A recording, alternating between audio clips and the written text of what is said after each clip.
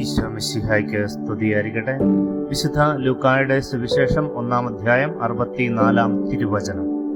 തൽക്ഷണം അവന്റെ വായ് തുറക്കപ്പെട്ടു, നാവ് സ്വതന്ത്രമായി, അവൻ ദൈവത്തെ വാഴ്ത്തിക്കൊണ്ട് സംസാരിക്കാൻ തുടങ്ങി.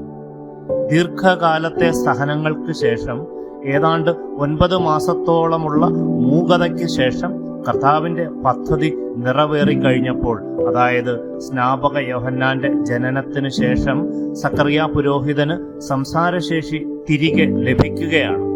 ശിശുവിന് നൽകേണ്ട പേര് യോഹന്നാൻ എന്ന് എഴുത്തുപലകയിൽ എഴുതിയ നിമിഷം തൽക്ഷണം വായ് തുറക്കപ്പെട്ടു, നാവ് സ്വതന്ത്രമായി, അവൻ ദൈവത്തെ വാഴ്ത്തി.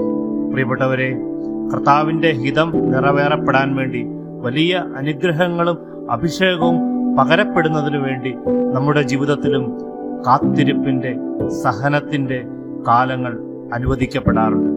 ആമീൻ.